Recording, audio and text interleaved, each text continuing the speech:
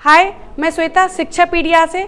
आज से जो मेरा सेशन स्टार्ट हो रहा है क्लास 12th का बायोलॉजी का, ठीक है। आज से मेरा क्या शुरू हो रहा है, क्लास 12th की बायोलॉजी। तो आज मैं आप लोगों को जो आज का मेरा टॉपिक है, इसमें मैं आप लोगों को बताऊंगी कि आज मतलब कि आपको कितने चैप्टर पढ़ने हैं, आपकी बायोलॉजी में कितनी यूनिट है, उसमें कौन कौन से चैप्टर पढ़ने हैं, उन चैप्टरों में क्या क्या पढ़ना है, ठीक है। ये चीज़ के बारे में आप लोग पढ़ेंगे। तो देखिए मेरी इसमें है यूनिट फर्स्ट, ठीक है। यूनिट फर्स्ट है जनन यानी कि रिप्रोडक्शन। यूनिट फर्स्ट क्या है हमारे, जनन यानी कि रिप्रोडक्शन। अब बात है कि रिप्रोडक्शन क्या होता है। तो रिप्रोडक्शन अपने समान संतान उत्पन्न करने की क्षमता। जैसे अभी हम लोग मनुष्य हैं, ठीक है, हमारी जो संतान होगी तो वो कैसे होती है, क्या होता है, वो सारी कुछ। जैसे पेड़ पौधे हैं, आपने पौधा देखा होगा, पौधे में फल देखे होंगे, ठीक है। फल जो होता है, तो जो फल होती है वो क्या होती है, उस पौधे की संतान होती है। बात क्लियर है। तो जो संतान होती है वो फल से नया पौधा कैसे बनता है, क्योंकि हमें पता है फल में क्या आते हैं, बीज आते हैं, और उसी बीज को जब हम उगाते हैं तो हमारा क्या आता है, नया पौधा। तो वही चीज़ है कि जो हमारी पहली यूनिट है, इसमें पूरी यूनिट का नाम है जनन, यानी कि जिसको हम बोलते हैं रिप्रोडक्शन। जनन इसका पहला चैप्टर है आपका पुष्पीय पादपों में लैंगिक जनन, यानी कि sexual reproduction in flowering plants. यानी कि आप पढ़ोगे पहले चैप्टर में, आपको पढ़ना है जैसे जो पौधे होते हैं, एक पौधे से दूसरा पौधा कैसे बनता है, तो वो आप कौन से चैप्टर में पढ़ोगे, पहले चैप्टर में। बात क्लियर है। यानी कि आपको पता है कि जो हमारा पौधा होता है वो किससे बनता है, बीज से। तो वो बीज कैसे बनता है, कहाँ से आता है, भाई आपने एक पौधा उगाया, उसमें आपका फल था, तो वो फल उस पौधे की क्या है, संतान। फिर आने वाले टाइम में वो संतान से ही क्या बनेगा, जब वो बड़ी होगी तो उससे दूसरा पौधा बनेगा। तो आपको पूरा जो प्रोसेस है वो किस में पढ़ना है, पहले चैप्टर में। यहाँ तक बात क्लियर है। अच्छा, अब हमारा है दूसरा चैप्टर। दूसरे चैप्टर में आप पढ़ोगे,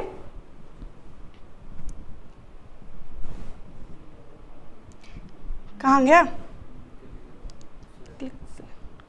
देखिए दूसरे चैप्टर में आपको पढ़ना है मानव जनन, यानी कि ह्यूमन में, मतलब मनुष्य में जनन कैसे होता है। जैसे हम लोग मनुष्य होते हैं, मनुष्य की संतान, हम लोगों की संतान कैसे होती है, मेल क्या होता है, फीमेल क्या होता है, ये सारा आप जो हम लोगों में, मनुष्यों में, वो किस में पढ़ोगे आप, मानव जनन में। बात क्लियर है। अच्छा, आप तीसरे में क्या पढ़ोगे, देखिए आप तीसरे में आप लोग पढ़ोगे जनन स्वास्थ्य। जनन स्वास्थ्य मतलब जैसे किसी के ह्यूमन में किसी के जो बच्चे हो रहे हैं या चाइल्ड संतान हो रही है, तो जैसे वो नहीं करना चाहता तो उसको रोकेंगे कैसे, ये प्रोसेस पढ़ोगे। किसी के नहीं हो रही है तो उसको कैसे करेंगे, तो उसके बारे में पढ़ोगे। यानी कि जनन स्वास्थ्य, यानी कि जिसको हम क्या बोलेंगे, रिप्रोडक्टिव हेल्थ। बात क्लियर है। फिर सुन लीजिए, आपकी जो इसमें यूनिट है, यूनिट फर्स्ट। यूनिट फर्स्ट क्या है आपकी, रिप्रोडक्शन यानी कि जनन। जनन में इस यूनिट में आपको कितने चैप्टर पढ़ने हैं, 3। कौन कौन से, पुष्पीय पादपों में लैंगिक जनन, यानी कि आप पौधों में कैसे संतान होगी उसके बारे में, ठीक है। दूसरा आप पढ़ोगे मनुष्यों में लैंगिक जनन, यानी कि मानव में जनन, ठीक है। अच्छा, तीसरा पढ़ोगे आप जनन स्वास्थ्य। जनन स्वास्थ्य मतलब आपको जैसे किसी के हो रहे हैं बच्चे, किसी के नहीं हो रहे हैं, वो सारे हमको कैसे रोकना चाहिए, जैसे मतलब गोलियां वगैरह का, गर्भ निरोधक को कैसे रोकना चाहिए, ये सारी चीजें जो पूरा प्रोसेस आप किस में पढ़ोगे, जनन स्वास्थ्य में। फर्स्ट यूनिट क्लियर है, कोई डाउट, ठीक है। अब देखिए आगे, दूसरी यूनिट है हमारी आनुवांशिकी तथा विकास, जिसको बोलेंगे हम genetics and evolution. Genetics and evolution. इसमें देखिए, इसमें आपका पहला चैप्टर है वंशागति तथा विविधता के सिद्धांत। वंशागति या विविधता के, आपने क्लास 10th में एक चैप्टर पढ़ा होगा मेंडल के बारे में, शायद नहीं पढ़ा होगा, थोड़ा सा पता होगा। जो वो मेंडल ने कैसे क्या किया था, जो मटर के पौधे पे प्रयोग किया था, वो सारा कुछ आपको इसी चैप्टर में पढ़ना है, ठीक है। किसमें पढ़ना है, वंशागति एवं विविधता के सिद्धांत में, यानी कि principle of inheritance and variation. बात क्लियर है।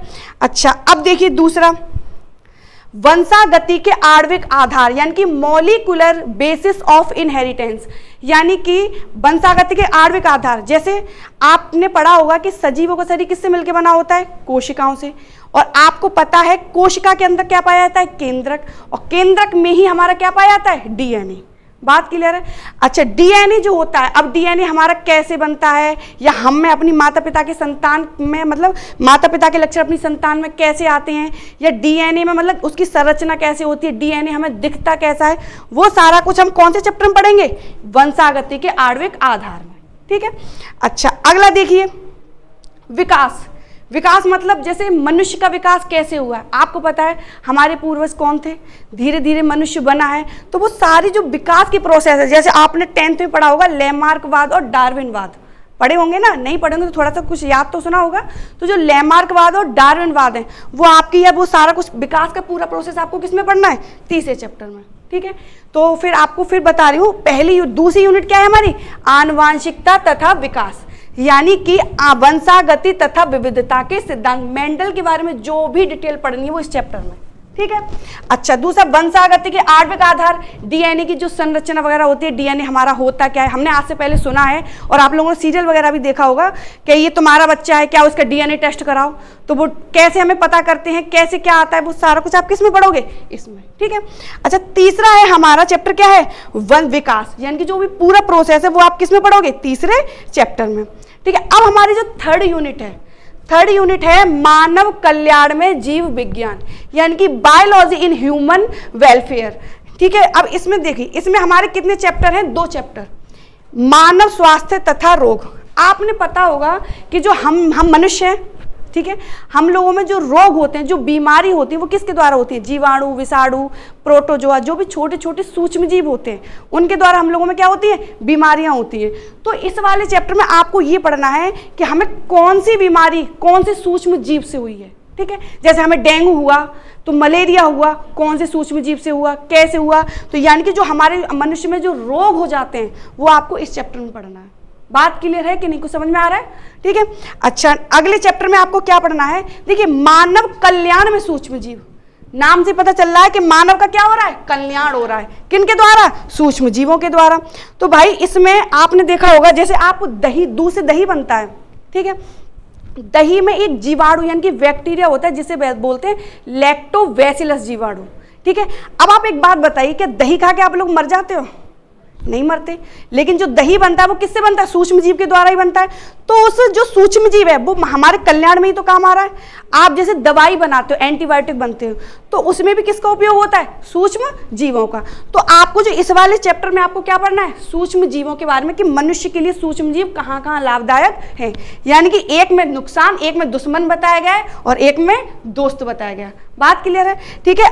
फिर अगली हमारी जो यूनिट है, यानी कि फोर्थ यूनिट है हमारी जैव प्रौद्योगिकी, यानी कि बायोटेक्निकल। बायोटेक्निकल क्या होता है, जैसे आपने डीएनए वगैरह पढ़ा, डीएनए में हमारा जीन्स होता है। देखो आपको थोड़ा सा मैं बता दूं, देखिए मैंने आपको बताया था कि सजीवों का शरीर किससे मिलकर बना होता है, कोशिकाओं से, यानी कि सेल से। जैसे मैं हूं सपोज दैट, तो मेरा जो मेरा शरीर बना है वो बना है मेरी कोशिकाओं से मिलकर। ठीक है।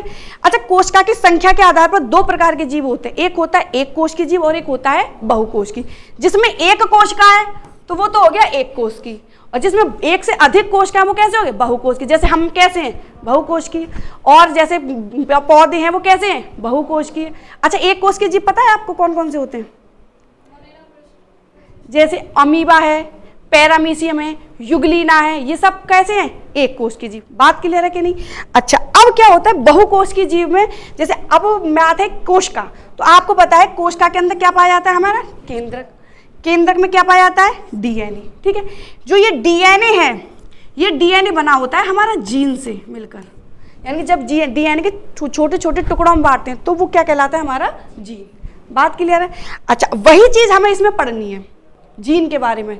जैसे आपने देखा होगा किसी जीव में कि एक जीन मतलब एक में अच्छे गुण हैं और एक में बुरे गुण हैं। सपोज दैट जैसे कोई भी है और उसमें उसके बाल काले हैं और मेरे बाल सफ़ेद हैं, तो मुझे उसके बाल अच्छे लग रहे हैं, तो उसका जीन हमारे अंदर ट्रांसफर कर, यानी कि जो जीन की अदला बदली का जो प्रोसेस है कि जीन कैसे बदलते हैं, आप कैसे कर सकते हो, वो सारा कुछ आप इसमें पढ़ोगे। ठीक है। अच्छा, अब हमारा अगला है जैव प्रौद्योगिकी एवं उपयोग, यानी कि इसमें हमें क्या पढ़ना, पूरा प्रोसेस कि जीन को कैसे बदलते हैं। ठीक है। अब इसमें पढ़ना है जो जैव, अब हमने बदला तो उसको हम उपयोग यूज कैसे करेंगे उसके बारे में हमें इस चैप्टर में पढ़ना है। बात क्लियर है? अच्छा, अगली हमारी जो है, देखिए अगली यूनिट है हमारी 5वीं, जो क्या है, पारिस्थितिकी यानी कि इकोलॉजी, जिसमें हमारा फर्स्ट चैप्टर है जीव एवं समष्टियाँ। जीव एवं समष्टियाँ जैसे जो जीव वगैरह होते हैं, ग्रुप बना के रहते हैं, वो सारा कुछ हम किस में पढ़ेंगे, इस चैप्टर में। ठीक है। अच्छा, नेक्स्ट है हमारा परितंत्र। परितंत्र आपने 9th 10th 8th में पढ़ा होगा। परितंत्र जो बनते हैं जैसे त्रिभुज आकार में परितंत्र वगैरह बनते थे ना, वो सारा कुछ आप इसमें पढ़ोगे। ठीक है। अच्छा, जैव विविधता एवं संरक्षण, जो भी आपकी बायोडाइवर्सिटी जो जैव विविधता होती है, वो सारा कुछ आपको किस में पढ़ना है, इस चैप्टर में। इस तरीके से जो आपके जो हैं, यानी कि यूनिट कितनी है हमारे आपकी बायोलॉजी में, 5, और टोटल चैप्टर हैं आपके 13। कोई डाउट?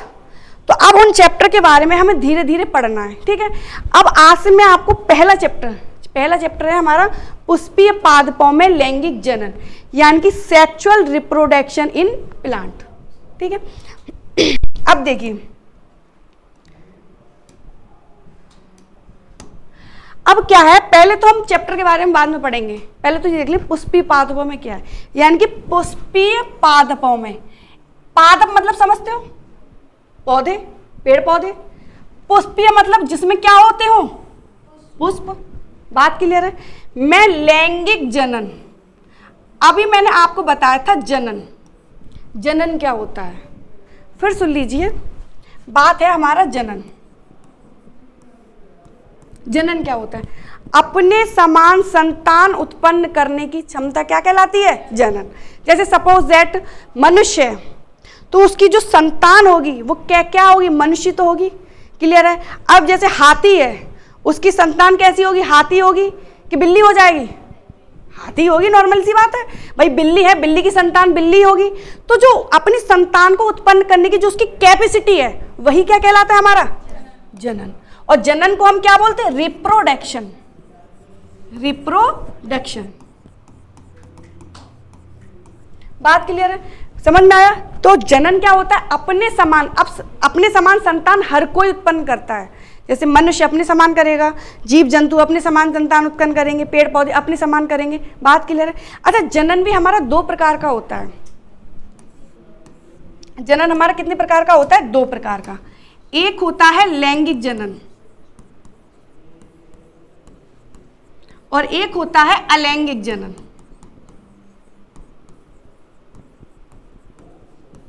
देखो लैंगिक जनन क्या होता है, ऐसा जनन जिसमें मेल एंड फीमेल दोनों पार्टिसिपेट हो, तो वो जनन क्या कहलाता है, लैंगिक जनन। जैसे हम मनुष्य हैं, मनुष्यों में आदमी और औरत दोनों से ही संतान उत्पन्न होती है। बात क्लियर है? ऐसे ही पेड़ पौधों में भी कुछ में होती है, कुछ में नहीं होती है। ठीक है। अब जैसे आप जानवर ले लो कोई सा भी, तो उसमें जो जनन होगा तो उनमें सब में कैसा जनन होगा, लैंगिक जनन। बात क्लियर है? अलैंगिक जनन वह जनन होता है जिसमें मेल एंड फीमेल की कोई भी भूमिका नहीं होती। जैसे आप अमीबा को ही ले लो, अमीबा हमारा कैसा है, एक कोश की है। अब एक ही कोश का है, गायब हो गया हमारा, चलो कोई नहीं। देखो हमारा क्या चल रहा था, जनन, लैंगिक और अलैंगिक। अब बात थी हमारी किसकी, अमीबा पे।